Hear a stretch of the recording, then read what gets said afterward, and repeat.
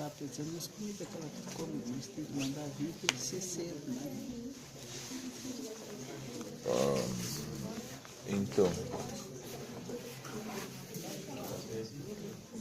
esses Marmitex viando, sei lá. Pessoal, bom dia. Primeiramente agradecer a todo mundo pela enviada, porque sábado de manhã, no casamento real acontecendo, encarar um evento de tecnologia ainda com essa chuvinha, tem que ter muito amor na camiseta. Meu nome é Geraldo Medina Madruga. Como eu já estava dando essa palestra fazem acho que uns 7, 6 anos, dessa vez bateu na telha de mudar um pouco o nome, mas não se esquentem, não estou na palestra errada, o conteúdo em si é o mesmo. Primeiramente agradecer ao pessoal da FURG, principalmente por ceder espaço pela organização, aos patrocinadores, aí faltou o André porque ainda não estava no site quando eu fiz os slides, e principalmente ao pessoal do Xelinux por toda a ideia de divulgar o software livre em si. Eu também tenho 2 apoiadores pessoais, e posteriormente quem ficar até o final da palestra vai ganhar cursos, já adianto. Que é o Paulo Andrade e o pessoal do Baciote Cursos, que eles são fornecedores de cursos online. E, primeiramente, quem sou eu, para quem não me conhece, mas aí que eu tenho apresentador, mais tarde. Basicamente, quando se fala de Jerônimo, muita gente lembra do índio, ou de alguém pulando de paraquedas. Nessa imagem eu consegui juntar os dois. Mas, na realidade, eu já trabalho com tecnologia desde que eu me dou por gente. Lá pelos 8 anos eu sou formado em eletrônica, tenho 2 faculdades que eu não concluí, uma terceira e uma quarta que eu estou encaminhando, e uma pós-graduação que eu também não concluí, mas estava quase para o final, é uma história enrolada. Mas enfim, eu já trabalhei aqui na FURG 1 ano, tenho 8 anos de casa lá na UFPEL atualmente, e basicamente eu trabalho com educação à distância, com Moodle. Para quem acabou de ver a palestra anterior, são assuntos bem interessantes e ligados à minha área. E sempre tive essa, vamos dizer assim, paixão por dar palestra. Então, desde que eu comecei aqui no Xelinux, se alguém jogar o meu nome no Google vai ver diversos slides, alguns bem feitos, outros nem tanto, e por aí vai indo. E como funciona a palestra em si? Eu, pessoalmente, não sou muito fã desse modelo que a gente fala de palestra. Eu vou chegar aqui na frente e falar um monte de coisa e vocês vão ficar balançando a cabeça olhando o WhatsApp ou no Facebook ou coisa do gênero. A minha ideia seria mais conferência. Claro, não tem tanto tempo assim, mas a ideia da conferência, basicamente, notem que eu falo rápido, só para ajudar para vocês. A ideia da conferência é que todo mundo que está aqui está aqui por algum motivo. Espero que não seja dormir ou aproveitar algum ponto de internet ou de energia para carregar o celular. Tudo que acontecer era para ter sido acontecido, ou seja, eu sei que eu provavelmente tenho mais slides do que tempo, mas o que a gente cobrir eu acredito que vai acrescentar para vocês. E tudo vai acontecer no tempo que deveria acontecer, e por fim, quando acabar, acabou. Mas claro, posteriormente, quem quiser manter contato, fica à vontade. Então eu incentivo veementemente, quem quiser levanta a mão e simplesmente faz uma pergunta à vontade. Espero eu não estourar o tempo, mas se estourar depois a gente inicia também. Essa palestra já está online, posteriormente também tem como passar o link para ela. E apesar do meu irmão ter saído agora, ele deixou gravando, então teoricamente vai gravar a palestra também. E por fim, o que eu sempre incentivo, quem perguntar eu vou sortear 5 melhores perguntas para ganhar 3 livros e 2 revistas. Então, por favor, sintam à vontade, não tem muita frescura, vocês já notaram que não tem por que se estressar. E, finalmente, sobre o que a gente vai falar em si hoje. Livros. Basicamente, eu adoro ler. Eu não cheguei a tirar uma foto exatamente, mas eu devo ter cerca de 100 a 200 livros, fora os que eu já doei. E muita coisa que eu vejo nos livros eu acho que falta nessa formação acadêmica, nessa formação tradicional que a gente vê hoje, que ela é muito, apesar de ela também ser baseada em livros, é muito aquele negócio acadêmico que é rígido, que não tem uma certa flexibilidade. O mercado de trabalho é algo que muda constantemente, o mundo em si não tem mais como tu dizer, o cara que programava há 10 anos, hoje ele já não tem mais o mesmo escopo, provavelmente a linguagem mudou, todos os paradigmas. Então, eu vejo que quanto mais a pessoa pode se aprimorar através de livros, cursos, mais interessante. E, principalmente, tirar dúvidas do pessoal. Tipo, essa palestra, quando a gente montou originalmente, junto com um colega meu, Jonathan Buss, atualmente ele trabalha no Canadá, a ideia era falar um pouco sobre mercado de trabalho, porque a gente via muita gente indo para o mercado de trabalho não tendo noção de qual era a melhor maneira como se destacar. Então, eu sei que na descrição acho que eram 7, mas eu tive que encurtar para 5, porque era só 1 hora. Então, dos 5 tópicos, o primeiro é a questão de networking. Networking, para quem não sabe, é essa questão de conexão. Cada vez a gente vive num mundo mais conectado. Não tanto fisicamente, mas certamente de forma digital. Isso é bem interessante porque tipo, a gente ouve muito ainda aqui no Brasil a questão do QI, do quem indica. E algumas vezes o pessoal leva isso para o lado negativo, mas também tem lado positivo. O trabalho de uma pessoa boa vai realmente se destacar entre seus pares, seus conhecidos, e vai poder ter uma certa relevância maior, certamente. Porém, principalmente quando a gente fala de Brasil, e quando a gente está falando de networking em redes sociais, o negócio descambou um pouco. Vou citar aqui 2 exemplos. Hoje, pela primeira vez, a minha mãe está vendo eu palestrar, então talvez feche os olhos, porque tem algumas coisas meio pesadas. Então, o primeiro exemplo foi um caso, se eu bem lembro, foi em Natal, onde um atendente de uma farmácia, se eu bem lembro, um motoboy, foi despedido porque ele estava vendo o gemidão do WhatsApp durante o serviço. Tipo, isso é simplesmente chutar o balde porque não tem a mínima noção de ética. E depois a gente tem um caso que também é complexo, que foi a Salesforce, que é uma empresa internacional, acabou demitindo o presidente da filial brasileira, o vice-presidente, mais 3 diretores e mais a pessoa que teve a ideia genial de inventar, de se fantasiar de negão da piroca numa festa da empresa e postar posteriormente a foto. Eu sei, tipo, em algum momento a pessoa achou, essa é uma ideia genial, ninguém vai pensar nessa fantasia. Só que, tipo, o Tia está no ambiente de trabalho, as pessoas cada vez mais conectadas, tipo, tirou a foto, originalmente não deu nada, mas depois de uma semana ocorreu toda essa sequência de demissões, porque na realidade, esse é o caso até que eu acho mais interessante, tipo, o cara foi lá, fez a cagada, aí mandaram demitir ele, aí o diretor dele se recusou, aí o cara da empresa lá, da filial americana, mandou demitir o diretor que estava ligado a ele. Posteriormente, o vice-presidente também se negou a demitir, quis argumentar. Eles resolveram demitir o vice-presidente. E, por fim, o presidente também entrou no meio do isso é Brasil, aqui é tranquilo. Mas não, lá eles têm uma cultura americana, tem toda uma questão mais forte dessa discussão de racismo e tudo mais. Eles simplesmente acharam mais fácil demitir 5, 6 pessoas por causa de uma fantasia do que deixar esse tipo de foto ser associada à empresa. Então, é um negócio que eu gosto de ressaltar. Sempre que a gente fala de networking em redes sociais, tudo que a gente posta vai estar disponível para todas as pessoas, seja benéfico ou seja ruim. Então tem que evitar isso de tipo, não, mas é só uma brincadeirinha, uma besteira. Sempre tem que pensar um pouco mais do que o nosso humor tradicional para ver possíveis implicações.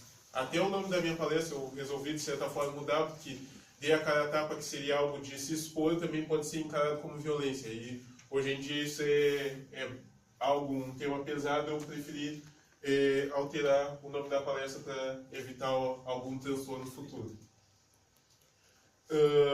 Tendo tudo isso em vista, eu não vou entrar muito a fundo, mas existem o código que a gente chama de netiqueta, que seriam regras de etiqueta para se utilizar na internet.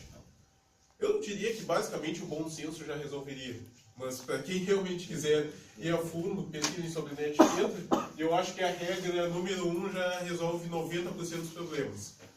Lembre-se que todos são humanos. Todo mundo que vai estar lendo ali é uma pessoa normal, não tem... talvez ela não tenha o mesmo humor do que tu, não tem todo esse contexto, então tem que saber apaziguar e não vir de sola, não vir já de carrinho com os 2 pés, uma voadora. Quando tu discorda de uma pessoa na internet, vamos supor, tu em vez de expor a argumentação, tu xinga ela e depois tenta argumentar. Tia, tu não conhece a pessoa, tu já está xingando com 5 minutos de conversa, como é que a pessoa vai te levar a sério posteriormente? Tá. Outro detalhe importante também ligado a essa parte é a questão de procura por emprego, que a procura por emprego está cada vez mais digitalizada. Hoje em dia até eu diria que muitas vezes a pessoa não procura um emprego, mas o emprego procura a pessoa, porque existem redes sociais, principalmente o LinkedIn, que é bem voltado para essa parte de mais profissional. Aquela coisa que você não vê de posts com gatos e crianças e coisa do gênero que abunda no Facebook, toda a discussão sobre foi golpe, não foi golpe, a gente abstrai no LinkedIn, normalmente o pessoal vai falar sobre negócio. Então talvez seja a rede mais interessante para quem ainda não conhece, para trabalhar essa situação de procurar por emprego e também, tipo, basicamente, tendo um perfil ali, tem como as pessoas te acharem. E também tem um paradigma que eu acho bem interessante, que é a questão que toda vez que o pessoal está procurando por emprego, o emprego pede experiência, sendo que eles estão querendo ir para o emprego para ganhar experiência. Então é quase que um loop. Então, como vocês podem cortar a raiz desse problema para evitar esse tipo de situação? A minha resposta seria a comunidade. Nesse momento mesmo aqui, a gente está, de certa forma, trabalhando em diversas comunidades. A questão da FURG em si, tem gente aqui da FURG, tem gente do IFE, tem gente que representa o grupo em si do T-Linux, tem gente que já trabalha com grupos específicos, software, eu mesmo trabalho na tradução do Moodle. Isso é bem interessante porque dentro de uma comunidade tu não vai ter todo esse aspecto, não, tu já sai como um profissional pronto. Não, dentro de uma comunidade tu é uma pessoa, tu vai contribuir com o que tu sabe e tu vai poder aprimorar aquilo que tu sabe e, ocasionalmente, muitas vezes, essas comunidades podem levar ao emprego. No meu caso mesmo, apesar de eu ter tenho a formação em eletrônica de nível técnico, eu sempre trabalhei com computador. E foi exatamente no evento de Linux que eu descobri que eu gostava da parte de software livre. E basicamente eu cheguei a passar em 5 concursos, e dos 5 concursos que eu passei, todos eles eram ligados à área de software livre. Então, de certa forma, participar do Linux levou a ter um maior conhecimento de software livre. Na época, a minha faculdade não abordava tanto, e acabou que, trabalhando para a comunidade de forma voluntária, tive frutos da parte profissional pessoal mesmo. Aqui também, só para ajudar a divulgar um pouco do Linux, que tudo isso que a gente faz dá um retorno não só para a gente, mas para toda a comunidade em volta. Acho que esse foi Livramento, não me lembro agora só um evento específico, mas que a gente arrecadou uma boa quantidade de alimentos para doação para a caridade.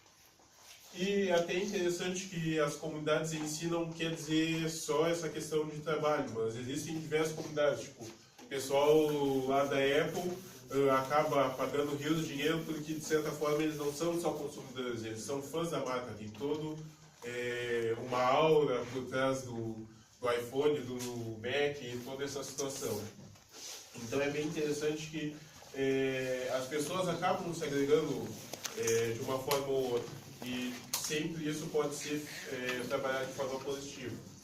A própria Microsoft, hoje em dia, já tem uma noção que não tem como ter um produto sem ter uma comunidade por trás. O Steve Ballmer teve esse momento que é baseado no momento clássico, uma palestra dele, que ele parava para falar a questão do developers, ou seja, eles precisavam de desenvolvedores. Se vocês forem ver hoje, o Windows Mobile mesmo, infelizmente, fracassou. Infelizmente, não que eu goste do Windows, mas por ser uma a menos para ter concorrência. Hoje a gente tem quase um monopólio do Android em termos de celular, mas basicamente o Windows Mobile fracassou na questão de não tinham tanto interesse dos desenvolvedores e, por não ter tantos desenvolvedores, não tinham tantos usuários interessados.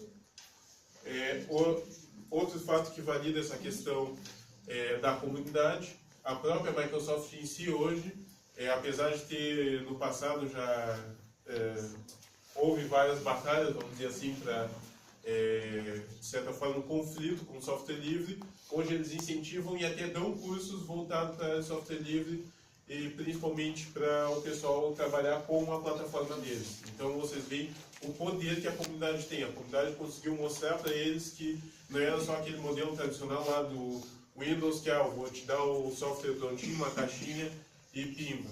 Agora eles já veem que realmente eles têm outros modelos que eles podem trabalhar e principalmente integrado a uma comunidade. E por fim, até falando o último detalhe disso, que a Microsoft agora, declaradamente, ela ama Python, ama Linux, parece que é um mundo completamente diferente. Outro detalhe de comunidade, a gente pode ver o próprio Linux em si. O Linux é um esforço comunitário, por mais que tenha sido feito lá o código base pelo Linus Torvalds, ele simplesmente gerencia uma comunidade. Não teria como ele fazer todo o código que roda hoje, porque é extremamente complexo, sozinho. Então, basicamente, quando a gente fala de comunidade, é uma questão de compartilhar paixões e atividades. Eu acho isso extremamente importante, porque as pessoas de vez em quando não têm noção disso. Tipo, eu gosto de algo, mas me isolo ali no meu canto e fico programando sozinho, não sei o que. Não, compartilha a tua experiência, o que tu programou, o que tu desenvolveu. Isso está muito no núcleo dessa questão do software livre em si. O software livre só evolui porque tem pessoas interessadas, porque tem pessoas que vão lá, tipo, eu tenho um problema, resolvi o meu problema e vou compartilhar com os outros. Vou esperar também que os outros talvez estejam passando por esse problema, podem utilizar o código, podem melhorar o código, vai ter toda essa comunicação. Existe um livro bem interessante que eu gosto de recomendar dessa área, o livro Tribos, do Seth Godin. Seth Godin é um marqueteiro americano, que ele trabalha muito essa questão de como as pessoas se conectam, como se destacar, e no livro Tribos ele fala muito essa questão que de vez em quando a gente tem que formar uma tribo, que é o que eu vou entrar um pouco mais a fundo agora. Em Pelotas a gente já teve durante um bom tempo o Hack Thursday, que era um evento organizado por 2, 3 pessoas, mas tomou uma proporção grande. Era um evento bem informal, tipo, a gente chegou a dar palestra numa pizzaria, a gente pegava o segundo andar de uma pizzaria, tinha uma TV, jogava a saída HDMI da TV no notebook e o pessoal lá comendo pizza e falando sobre API do Facebook, licença livre, esse tipo de coisa. E tipo, não tinha nenhuma obrigação, ninguém lá estava obrigado, todo mundo estava contribuindo. Era um tempo livre e a gente viu tipo, um crescimento legal. Até é bem interessante que, de certa forma, o movimento acabou, porque a maioria do pessoal que organizava acabou tendo propósitos melhores de emprego e acabaram se mudando de Pelotas. Então a gente vê que muitas vezes o pessoal que coordena, que agiliza, que participa dessa questão de comunidade, acaba evoluindo e também tendo outras oportunidades. E hoje em dia a gente tem o Sou WebPel, que é um pouquinho mais famoso, tudo mais, não é tão underground como a gente fazia lá o evento numa pizzaria, onde ele já tem eventos relativamente grandes, com mais de 200, acho 300 pessoas. O Piangers já apareceu num evento deles há algum tempo atrás, e eles estão tentando agregar todo mundo nessa área de desenvolvimento, seja designer, seja programador, que está em Pelotas. E é bem interessante que a gente vê um cenário que não se via antes, que era as empresas, cada um no seu canto, e tu não conhecia, não trocava ideia. Isso também tem muito relação com a questão de mentorar e ser um mentorado, que é aquela ideia que tu pode repassar o conhecimento que tu tem. Isso agrega porque tu vai estar aperfeiçoando. No momento que tu vai estar lá repassando, tu vai estar tendo que a não ser que seja uma pessoa muito cabeça dura, mas vai estar tendo que refletir até que ponto aquilo é interessante ou não é, ou até que ponto aquilo é preciso, talvez precisa melhorar algum ponto para ser mais exato. E a pessoa que está sendo mentorada, que seria um aprendiz, obviamente vai estar podendo absorver, é uma relação bem simbiótica. Até seria uma frase clássica atribuída ao mestre Yoda, não sei porquê, de sempre passar o que você aprende. E também existe uma frase do Jim Rohn, que é um palestrante motivacional, não sei se ele ainda é vivo ou não, mas você é a média das 5 pessoas que você convive. Então sempre buscar agregar cada vez mais em termos de conexões, de amizades, de networking, para poder ter mais oportunidades. E agora, se a caixa de som contribuir, eu vou tentar passar um vídeo. Vamos ver. É o De Onde Vêm as Boas Ideias, que é outro livro do Steve Johnson, o autor, que ele fala sobre a questão de como a maioria das ideias mais produtivas da humanidade foram criadas. Há 5 anos, venho investigando a questão sobre de onde vêm as boas ideias. Acho que é um problema pelo qual todo mundo está intrinsecamente interessado. Queremos ser mais criativos, queremos ter ideias melhores, queremos que as nossas organizações sejam mais inovadoras. Observei esse problema sob a perspectiva do meio em que vivemos. Quais são os espaços que fizeram história ao gerar níveis extraordinários de criatividade e inovação? Eu descobri que em todos esses sistemas existem padrões recorrentes com os quais nos deparamos repetidas vezes e que são cruciais para criar meios que são extraordinariamente inovadores. Batizei um desses padrões de palpite lento. Ou seja, as ideias revolucionárias quase nunca surgem num momento de grande perspicácia e num surto repentino de inspiração. As ideias mais importantes levam muito tempo para evoluir e passam um bom tempo dormentes, hibernadas. Só quando as ideias completam 2, 3 anos, às vezes 10 ou 20 anos amadurecendo, que se tornam exitosas e úteis de uma certa maneira. Isso ocorre, em parte, porque as boas ideias normalmente surgem da colisão entre dois palpites menores, que formam, portanto, algo maior do que eles próprios. É comum observar na história da inovação casos de alguém que tem metade de uma ideia. A grande história da invenção da internet e Tim Berners-Lee, ele trabalhou 10 anos nesse projeto, mas no início ele não tinha uma visão completa do novo meio que acabaria inventando. Ele começou a trabalhar num projeto secundário que lhe ajudasse a organizar os próprios dados, mas acabou descartando o projeto depois de alguns anos e começou a trabalhar em outra coisa. Só depois de 10 anos surgiu a visão completa da internet. É assim, com muito mais frequente do que imaginamos que as ideias surgem. Elas precisam de tempo de maturação e passam um bom tempo nessa forma de palpite parcial. Outra coisa importante ao considerar as ideias dessa maneira é que quando elas ganham forma nesse estado de palpite, precisam colidir com outros palpites. Geralmente, aquilo que transforma um palpite em algo extraordinário é outro palpite que andou povoando a mente de outra pessoa. Temos que pensar em formas de criar sistemas que permitam que esses palpites se unam e se tornem algo maior do que quando eram partes independentes. Por exemplo, é por isso que os cafés durante o iluminismo e os salões parisienses do modernismo eram motores de criatividade, pois eles criavam um espaço onde as ideias pudessem se misturar, se combinar e gerar novas formas. Ao observar a problemática da inovação sob essa perspectiva, é possível esclarecer de maneira importante o debate recente sobre o que a internet tem causado ao nosso cérebro. Estamos ficando desgastados com o estilo de vida multifuncional e conectado 24 horas? Por exemplo, será que isso levará a ideias menos sofisticadas à medida que nos afastamos do estado da leitura, que é contemplativo, mais lento e mais profundo? É óbvio que eu adoro ler, mas eu acho que é importante lembrar que o grande propulsor da inovação científica e da inovação tecnológica sempre foi o aumento histórico na conectividade e na nossa capacidade de buscar outras pessoas com quem possamos trocar ideias e pegar emprestado palpites alheios, combiná-los com os nossos próprios palpites e transformá-los em algo novo. Na minha opinião, isso tem sido mais do que tudo um motor mundial da criatividade e da inovação nos últimos 600 ou 700 anos. Pois é verdade que estamos mais distraídos.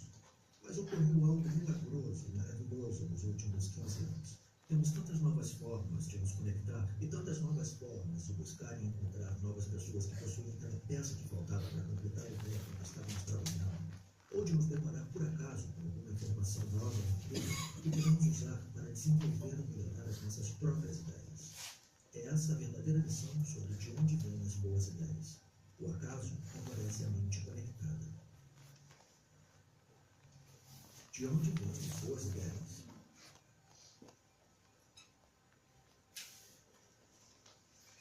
A ideia desse livro se conecta bem com tudo que a gente falou, da importância de não ficar lá isolado, e recomendo, porque ele faz a gente dar uma pensada em tudo isso que não adianta estar lá isolado sem se comunicar, sem tentar auxiliar e ser auxiliado também. O outro tópico que eu vou falar hoje seria sobre a vaca roxa. Não sei se alguém já ouviu falar. Vaca Roxa também foi um livro do Seth Godin, onde ele dá um exemplo bem simples, mas que se tu estiver passando por uma pastagem, tiver diversas vacas, simplesmente se tiver uma vaca, uma cor diferente, nesse exemplo que ele cita, uma vaca roxa, aquilo vai te chamar a atenção de uma forma que tu vai ignorar todo o resto da paisagem e focar exatamente na vaca roxa.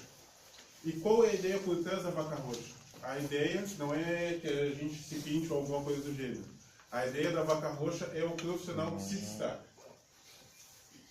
Um dos exemplos que a gente vê é que hoje a gente sabe, o Brasil tecnicamente ainda está passando por uma crise, dependendo da visão de cada um, mas a gente vê que diversas empresas estão tendo problemas e outras estão nascendo para resolver problemas nesse meio tempo. Então, de certa forma, são ideias, principalmente a gente vê dessa área de mobilidade urbana, não somente o Uber, que é uma iniciativa internacional, mas a gente vê o Easy Taxi, o 99 Taxi e outros até regionais. Lá em Pelotas tem o Garupa, se eu bem me lembro. São empresas que estão sendo formadas a partir desse momento onde eles resolveram focar em problemas atuais e resolveram criar mesmo durante um período de crise. Outro livro que eu acho bem interessante, esse infelizmente não tem em português, eu acho, é The Millionaire Fast Lane, do MJ DeMarco, que ele dá toda uma abordagem sobre a questão de geração de dinheiro e capital e como uma pessoa pode se destacar. E ele basicamente ele tenta resumir aqui o que seria um emprego ideal, seria a necessidade de ter controle, ter a possibilidade de saber exatamente a entrada, ter uma relação de necessidade, ter uma independência com a questão de tempo e ele ser altamente escalável. Ele se classifica como alguém que é anti esse movimento de guru, e muitas vezes a gente vê o pessoal falando, faça o que você ama. Eu amo jogar videogame, se for falar isso eu vou ficar na frente do PlayStation 24 horas por dia. Não. Então tem que procurar algo que você ama, desde que esse algo dê lucro. Siga a sua paixão. Não adianta seguir a sua paixão novamente se ela não tiver uma finalidade, não resolver um problema, não der lucro. Use o segredo e pense positivo. Não adianta pensar positivo e ficar parado. Cara, se pensa positivo tem que ser pensamento proativo, tem que resolver as questões, tem que levantar, correr atrás. Trabalhar duro. A pessoa no correio, por mais que o pessoal reclame o atraso de entrega, coisas do gênero, o pessoal dos correios também trabalha duro todo santo dia e infelizmente eles não vão evoluir porque é uma profissão que já tem aquele teto desde o estudo. Então não adianta tu trabalhar duro em algo que também não te propicia um crescimento. Sonhar alto. Realmente, as pessoas têm que sonhar, têm que ter uma visão bem abrangente, mas também não adianta tu sonhar e não fazer nada, correr atrás desse sonho. E por fim, eu vou pensar no estilo de vida que eu quero. Cara, não adianta tu pensar no estilo de vida que tu quer e seguir vivendo, seguir tendo as mesmas atitudes sempre. Então, ele é bem direto nessa questão que quando a gente fala de emprego e se destacar, tu tem que pensar em como resolver problemas, como ter uma relação de desenvolver ideias que realmente sejam úteis. Não adianta ficar enrolando e não chegar num ponto onde tu vê, isso resolve o problema de alguém. Pode até que não seja o teu problema, mas é o problema de alguém que alguém vai estar disposto a monetizar essa ideia. Outro detalhe importante quando a gente fala da economia moderna, eu acho esse gráfico bem legal porque ele cita algo que está acontecendo. Uber é uma das maiores frotas de táxi do mundo, mas eles não são donos de nenhum táxi. Facebook é uma das maiores plataformas de mídia do mundo, mas eles não produzem mídia. Alibaba é um dos maiores vendedores do mundo, mas eles não têm loja, não têm inventário. Para quem não conhece, o Alibaba é o mesmo do AliExpress. Se você já encontrar no Moamba, provavelmente deram lucro para ele. E o Airbnb, que atualmente é maior do que qualquer rede de hotéis no mundo, mas eles não são donos de nenhum hotel. Ou seja, são várias pessoas que estão tendo a ideia onde eles criam uma plataforma não criam diretamente um serviço em si focado, aquela coisa restrita, mas uma plataforma que tem uma certa escalabilidade, tem como tu expandir à vontade. Então isso ainda está bem aberto. E se vocês procurarem, tem diversos exemplos. Aqui no Brasil ainda não tem, mas já vi da questão de carona, de empréstimo de livros, o conceito chamado até de economia compartilhada, onde tu tem um bem que pode repassar para outra pessoa, e normalmente a pessoa que lucra mais é sempre o intermediário, que até bate com um ditado para quem vai para Las Vegas, que é a casa sempre ganha, ou seja, sempre quem é dono do sistema vai estar no lucro. Outro livro que eu gosto de destacar nessa parte, quando a gente fala de mercado de trabalho e como se diferenciar, é o Mostre Seu Trabalho, do Austin Kleon, que apesar de ele não trabalhar diretamente com software livre, todas as ideias dele vão muito de acordo com o que a gente fala quando fala de software livre, porque ele fala que a gente tem que acabar com esse modelo de eu estou fazendo algo, eu vou esconder lá no meu porão e quando tiver pronto eu mostro para o mundo. Não, cara, você está fazendo algo, mostra para todo mundo, pega o feedback, tenta ver quem tem interesse, compartilha, tenta popularizar, porque lá vai estar mostrando todo o teu esforço, todo o teu desenvolvimento, toda a tua evolução. Então isso é algo extremamente importante, que as pessoas ainda tenham aquela cabeça restrita, limitada de, não, vou fazer, e só quando tiver pronto. Quando vê, está fazendo algo, sei lá, vai levar 10, 20 anos para ficar pronto, e está lá escondido num porão, numa garagem, porque tu acha que o mundo ainda não está pronto para ver isso. E também aproveitando também do Austin Kleon, o Roube como artista, ele basicamente quebra aquele paradigma que a gente tem, que pessoas criativas são gênios, são diferenciados. Criatividade é uma questão de, muitas vezes, aprimorar o que já existe. Esse negócio de, a pessoa surgiu do nada, e depois até eu vou falar do Facebook. Mark Zuckerberg surgiu do nada e ganhou milhões do Facebook. Já existiam outras redes sociais naquele tempo, ele se baseou em parte delas, aprimorou e botou a funcionar de acordo com o que ele pensava. Então, tentem parar de pensar que, não, eu não sou criativo, eu não sei desenhar. Eu mesmo não sei desenhar, mas eu sei programar. Então, alguma coisa de criativo eu sei fazer. E conforme eu posso pegar e ver as outras pessoas programando, posso me inspirar para elas também. E muito importante quando a gente fala de se destacar é a questão de ética. Principalmente no Brasil, a ética está em baixa. Um exemplo que eu acho clássico é o exemplo do Pedra Station. Não sei se alguém já ouviu falar, mas isso ficou bem conhecido numa época onde o Mercado Livre era um pouquinho mais permissivo e o cara foi lá e comprou um PlayStation e recebeu uma pedra embalada na caixa do PlayStation. Coisas que só acontecem no Brasil. E teve toda uma saga para conseguir... não, foi até no Submarino, não foi no Mercado Livre. Então teve toda uma saga para ele conseguir comprovar que ele realmente recebeu uma pedra e ganhar o PlayStation de volta. Ganhar não, porque ele pagou pelo PlayStation. Mas é o tipo de coisa que mostra a completa falta de ética. Ele devolveram de volta o dinheiro para ele? Ou ele... Se eu bem me lembro, ele recebeu até uma indenização por danos morais sobre a situação. Ele tinha um blog que contava a saga inteira do PlayStation. Ele teve que entrar em contato com o Submarino entrar em contato de volta. Aí as pessoas não acreditavam que ele recebeu uma pedra. Eu, se não tivesse as fotos, também não acreditava. Mas foi uma novela bem grande, assim, teve uma repercussão grande na época que acabou queimando o filme do Submarino por um bom tempo.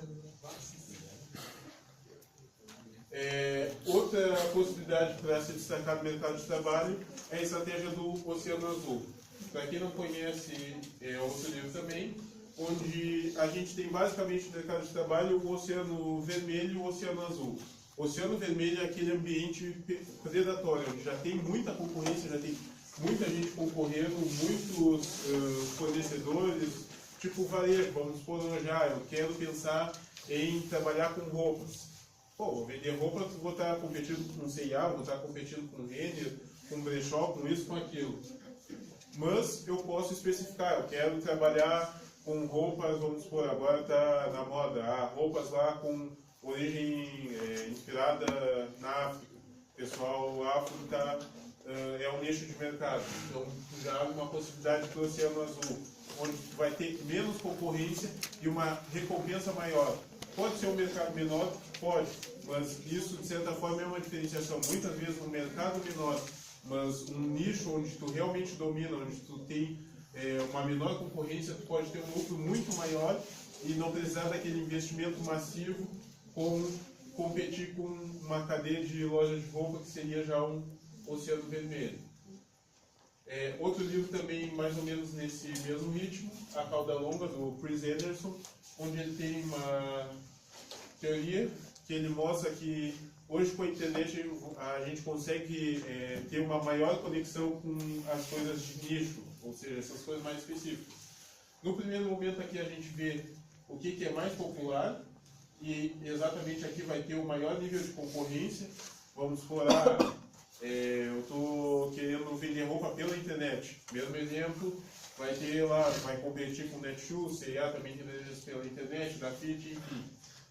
Aqui tu já vai ter um volume de vendas menor, mas também uma menor concorrência. Eu vou trabalhar com roupas, mas talvez vou trabalhar só com tênis, ou só com tênis ortopédico. E por fim, vai ter aqui o final da cauda longa, que no mercado tradicional seria ruim, tipo, pô, eu tenho um nicho desses trabalhando fisicamente, vai ser ruim de ter uma loja e ter a demanda para suprir. Mas no caso da internet, tu vai ter todo mundo procurando aquilo. Então, uma possibilidade, eu vou trabalhar então, no meu caso mesmo, calçados de iluminação extremamente grande. É um nicho extremamente específico, já poderia caracterizar a cauda longa. Aqui até tem um exemplo. No primeiro momento aqui a gente tem um item muito popular que seria chá. Depois a gente teria um item um pouquinho menos popular, que seria o chá de folhas soltas.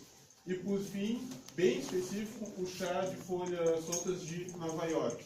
Então tudo isso de vez em quando se posicionar perante o mercado para não bater de frente é sempre uma boa estratégia. Outro detalhe importante é a questão da globalização. Cada vez mais a gente vê que não tem como escapar disso. O mercado de trabalho cada vez mais contrata para o que eles chamam de trabalho remoto. E com isso, cada vez mais a gente tem que focar em desenvolver habilidades de comunicação e principalmente o inglês. E isso é algo que eu sempre friso e o pessoal, eu trabalho com informática, mas não gosto de inglês. Cara, inglês é o mínimo. Outro idioma talvez seja opcional.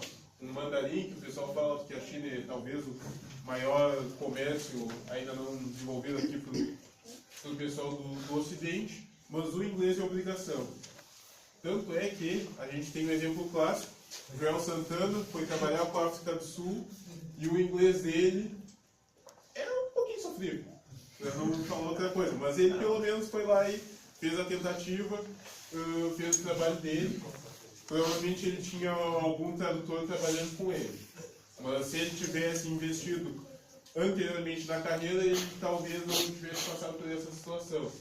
Mas aí também não ia fazer propaganda do shampoo lá, então vai saber. Há males que vem para ver. E aí um outro exemplo, o Arnold Schwarzenegger, eu li a biografia dele, já era meio que fã da figura, e na biografia ele cita o caso que o primeiro filme dele, o sotaque dele era tão ruim, que eles tiveram que dublar o filme para mostrar para os americanos, apesar do filme ser em inglês. E tipo, hoje, ele já foi governador da Califórnia, ele apesar de ainda ter um sotaque, ele fala inglês fluentemente e tipo, ele é que nem a gente na medida do possível, porque ele tem alguns milhões de diferenças. Mas fora isso, ele basicamente não era a primeira língua dele, ele veio da Áustria, naquela época lá tinha muito ainda da influência da Alemanha. Então ele teve que passar pelas mesmas barreiras que todo mundo aqui basicamente vai ter que passar para aprender inglês. Um lugar bem interessante de vocês verem toda essa influência é o Fiverr, que é uma plataforma online para realização de tarefas. O Fiverr ele vai te dar uma oportunidade de trabalhar basicamente quase tudo que vocês pensarem a partir de $5. Então, o que vocês imaginarem, tem lá de programadores ao pessoal que trabalha com desenho, ao pessoal que trabalha com música. Eu puxei até um exemplo bem fora do comum. que seria uma indiana que transforma desenhos em arte, a princípio, feita à mão. Só que conhecendo os indianos, porque eles são bem espertos nessa questão, provavelmente ela usa algum filtro pré-pronto que transforma a imagem e te cobra $5 por isso. Não querendo que vocês vão para lá e façam a mesma coisa, mas é uma plataforma que mostra que vocês podem ofertar todo tipo de serviço. E agora o terceiro tópico, a questão de... faltou um slide. Mas seria a questão... Não, faltou um slide. Mas seria a questão de falar sobre a fórmula para o sucesso, se ela existe, como se comporta, enfim. Eu acho muito interessante, o título desse livro é bem marqueteiro, Bilionários por Acaso, porque tinha que ser um acaso entre aspas. Ninguém vai ficar bilionário por acaso. Aí muita gente fala, fulaninho teve sorte, fulaninho fez isso e já... 5 minutos. 5 minutos eu só tenho 100 slides, mas a gente compacta, faz um ponto zip. A ideia por trás do acaso é que o acaso em si, a sorte, não existe dessa forma que a gente normalmente fala. Tem até essa citação do Vince Lombardi, que ele fala que o homem no topo da montanha não está lá porque ele caiu lá. Tipo, toda vez que a pessoa chegou ao topo, ela fez algum tipo de esforço. Pode ter algum nível de sorte, mas ela não ficou parada porque a sorte não vai vir se tu ficar parado numa cadeira. Tu tem que ter algum nível de iniciativa. Vou pular esses. A ideia, basicamente, para ter sorte, seria pensar, pode ser um sonho, montar uma estratégia e, principalmente, esse ponto é onde o pessoal se perde. Ação. Sem ação não tem como ter sorte. E, obviamente, tem a possibilidade de ter uma falha, mas a falha, na realidade, é uma oportunidade de aprendizado. Então, tu aprende, a partir disso, tu modifica a estratégia e, de novo, vai para a ação e continuamente. Essa é a ideia por trás do que eu conceituaria como sorte. Isso aqui, complementando essa questão de execução de ideia, a gente tem também tirado lá do Millionaire Fastlane e de outros livros similares, a ideia sobre, eu tenho uma ideia brilhante, mas eu não executei, não vai valer nada. Então, é melhor ter uma ideia fraca, mas ter uma execução forte, correr atrás, do que ter a melhor ideia do mundo e ficar parado, porque ideia sem execução não tem valor. Aqui seria também, vou dar uma pulada, que seria falar sobre, rapidamente, que não existe idade para começar, e também não existe uma pessoa que está perdida em termos de lugar. Só para citar um caso, o Mark Cuban, que é um empreendedor da área de tecnologia e dono do time de basquete Dallas Mavericks, até os 25 anos ele era bartender. Então, basicamente, não tinha nada a ver com a área de informática, começou a correr atrás e fez um baita sucesso.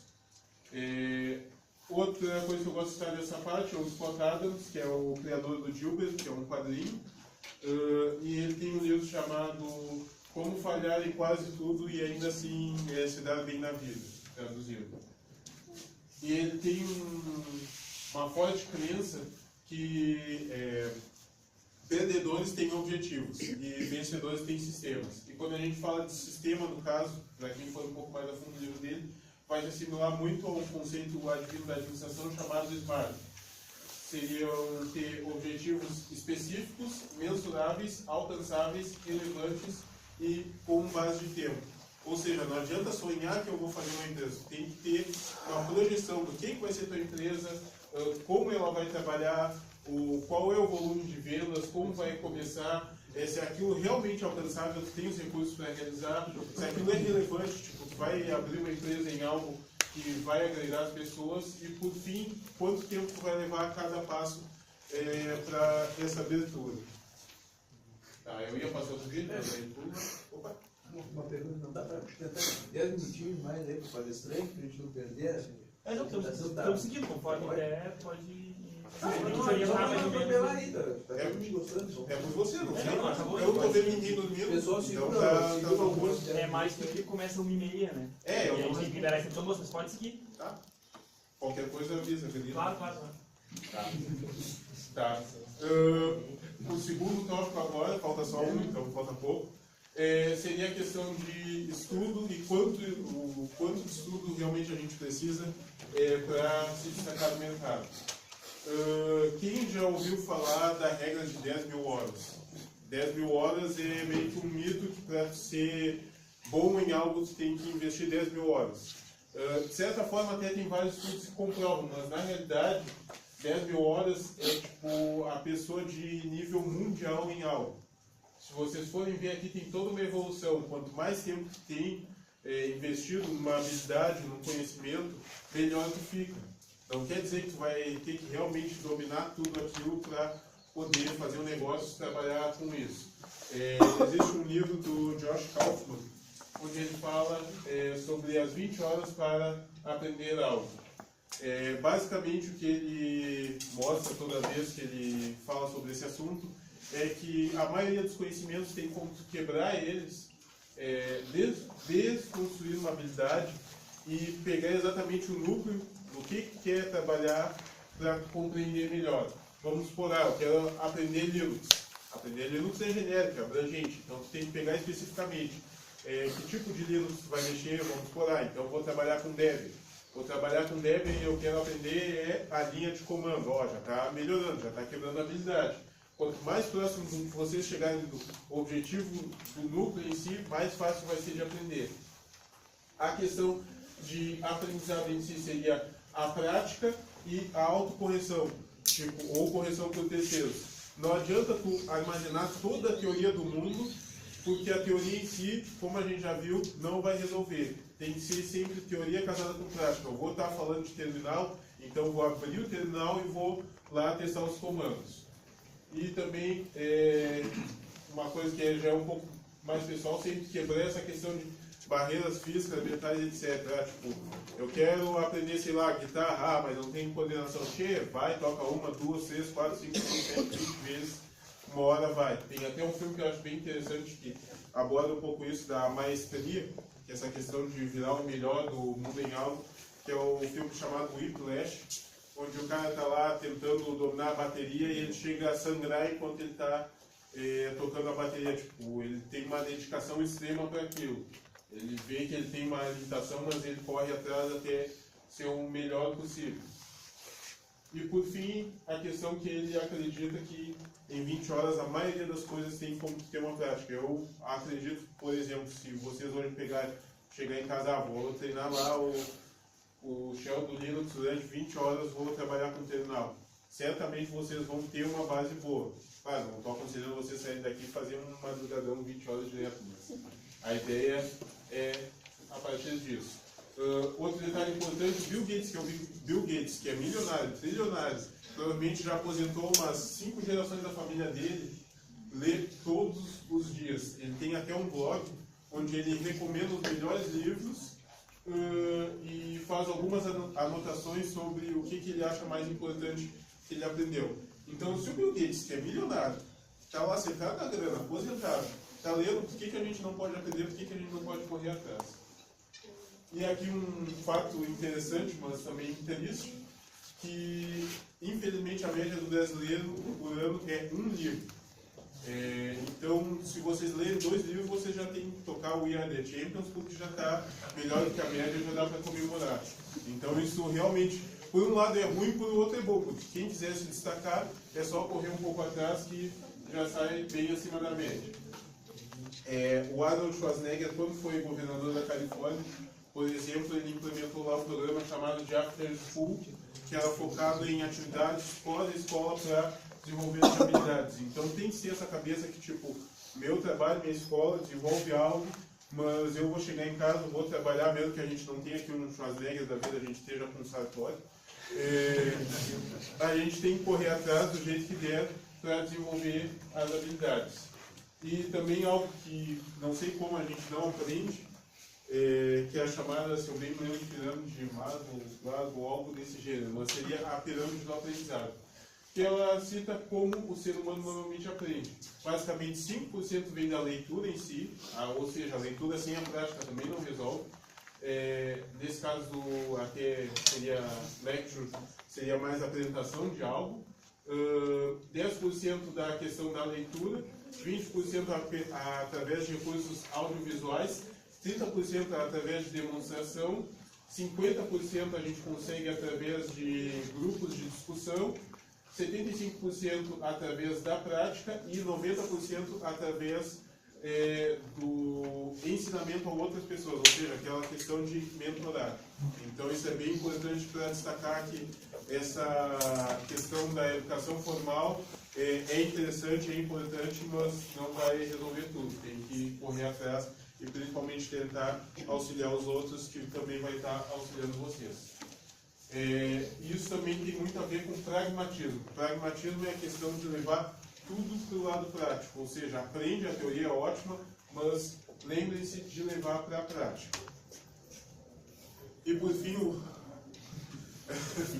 último tópico seria a questão do pensamento crítico, que está cada vez mais ausente. Eu, pessoalmente, depois de mais velho, sei lá, com 20 e poucos anos, hoje eu tenho 30, né, tão velho assim, comecei a gostar de filosofia, principalmente Sêneca, que é um dos autores que eu acho mais interessante. E eu sei, todo mundo vai ter um certo trauma de filosofia, eu vi no ensino médio, aquele negócio é chato pra caramba. Mas, se vocês forem avaliar, não somente a filosofia, mas outras ciências da questão do pensamento, fazem a gente refletir, criticar e pensar. E principalmente o que eu acho da filosofia é que muitas vezes lições que a gente tinha lá de séculos atrás deveriam ser aplicadas até hoje. Sêneca mesmo, 2000 anos atrás, já escrevia, porque na época dele já tinha escravos, e ele escreveu uma vez uma carta para um dos colaboradores dele, que ele achava que o escravo deveria ter tanto direito quanto ao homem livre de sentar à mesa. E que muitas vezes escravos tinham mais valores do que os homens livres da época, porque eles tinham mais lealdade e mais amizade à pessoa. Porque era muito comum naquela época, o cara que era nobre tinha lá um bando de escravo, o escravo ficava meio estilo aqui, similar ao Brasil, uma casa separada, vamos dizer assim, e ele botava lá os senadores, o pessoal político da época junto da mesa dele, sendo que a gente sabe que o caso clássico mesmo do Júlio César, que por um acaso o meu irmão também se chama Júlio César, mas Júlio César, o imperador romano, foi esfaqueado por, se eu bem me engano, 40 dos senadores e o filho adotivo dele, o Brutus. Então não adianta estar cercado de pessoas, sendo que elas não agregam. E por fim, uma citação do Warren Buffett, que vai um pouco para essa parte da filosofia de pensamento, que o que a gente aprende da história é que as pessoas não aprendem da história, com a história. Ou seja, infelizmente a gente tem já muita coisa, muito conhecimento, mas infelizmente a gente vê cada vez mais o pessoal com uma visão muito restrita e não vendo tudo que já ocorreu no passado e como evoluir para o futuro. Tá, aí eu vou só adiantar um pouco. Tem tempo para pergunta? Não tem? Claro, claro, tem duas perguntas. Pode uma salva de palmas aí.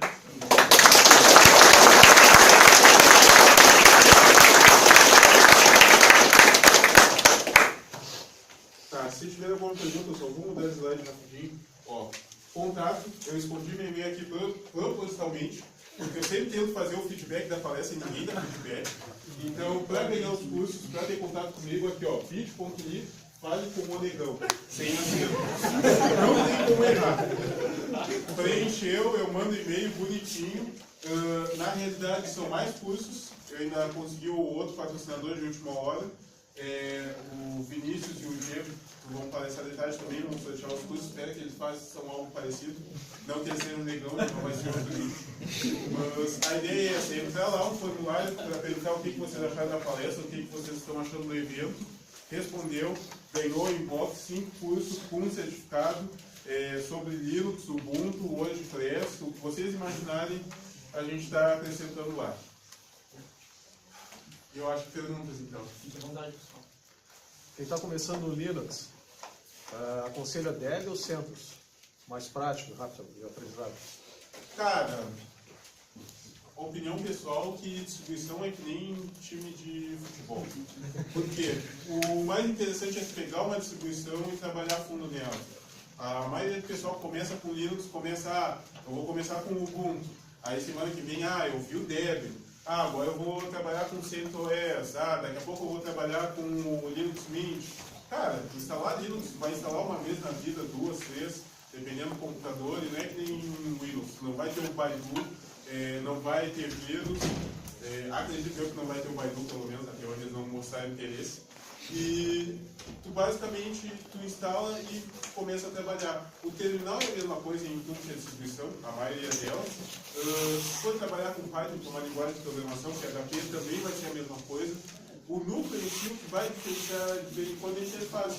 Tipo, eu mesmo uso o Manjaro, só que ele é parecido com o Arch, para atualizar eu uso um comando e estou fazendo a mesma atualização faz uns 3 anos no computador. Mas no fundo, se eu pegar um Debian hoje, a base é a mesma. Então, de vez em quando o pessoal tem esse negócio de distribuição favorita, cara, questão de detalhe. Porque se tu achar bonitinho e se tu não te perder usando, tá perfeito. Na tua opinião, naquela questão ética e da parte de inovação, principalmente até quando a tecnologia pode sucumbir às leis éticas, assim, porque até então o Google anunciou a sua nova tecnologia de inteligência artificial, que ela realiza chamadas por ti com um sistema de voz muito mais humano, não tanto robótico, tanto que ela até entende interjeições. Até quando isso seria eticamente correto dizer que é um robô, que não é um robô, que seria um humano falando, na tua opinião? Aí entra uma questão complexa que, primeiro, a ética em si é muito relativa, vamos dizer. Conceituar a ética mundialmente é quase impossível. Vai ter que respeitar a legislação vigente. Só que aí existe um caso específico desse modelo de trabalho do Google, que normalmente o Google, grande parte do serviço deles é gratuito. E no momento que o serviço é gratuito, tem que pensar o que está repassando que dá algum valor. Certamente, alguma coisa que está repassando, eles vão agregar para o produto deles. Teoricamente, são só informações anônimas, não sei o que, tudo mais, etc. Mas a gente sabe que hoje, se tu entrar em meia dúzia de sites, depois entra no Facebook, entra no Google da vida, tu vai ver, tipo, entrei no site de carro, vou ver 30 mil propaganda vendendo carro. Então, essa questão de ética e a tecnologia, até onde ela vai, e principalmente eu botaria a questão do preço em conjunto, que a gente vai ter muito essa questão de tipo, tu vai ter que pagar pela tua privacidade no futuro. Eu realmente acredito nisso. Sim. Infelizmente é uma questão quase já vencida. Algumas empresas dessas maiores têm um pouquinho maior de respeito, mas eu tenho noção, tipo, não dá para querer muito de um serviço que é gratuito, mas sabe que eles têm um custo forte por trás. Certamente eles vão estar levando algo que talvez não seja tão ético assim. E infelizmente não tem como o governo ou algum outro órgão monitorar tudo. E já surgiu empresas rastreando pessoas já, né? Nas redes sociais, até para dar feedback quando a pessoa vai ser contratada. Isso daí é bem complexo. Se for ver, o próprio Uber sofreu diversos processos, principalmente ano passado, que eles utilizavam tecnologias bem invasivas, tipo detectar para ver se a pessoa estava usando Uber ou não, onde estava a pessoa, onde era mais frequente. E aí começa toda aquela questão de até onde a validade da coleta de dados é ética. E aí agora até com a nova legislação europeia GPDR, teoricamente eles têm que fazer uma melhor explicação de como os dados são utilizados. Se isso vai mudar muito, só o futuro dirá. Mais alguma pergunta? Tá. Não esqueçam, bit.ly fale com o Negão. E, mais uma vez, agradecer também ao Paulo Andrade e o pessoal da Marcela dos Cursos que estão cedendo aos cursos que vocês vão entrar naquele link, pelo amor de Deus.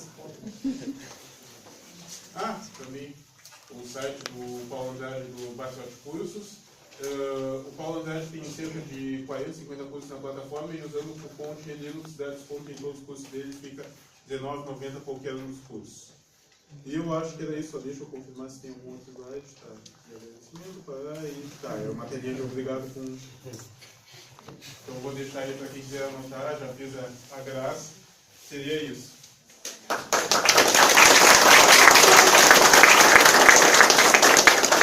Pessoal, só um aviso rápido, as palestras retornam às 1h30, agora aqui no 2.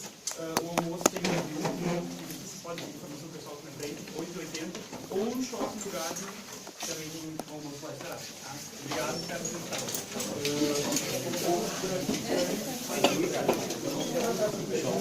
vocês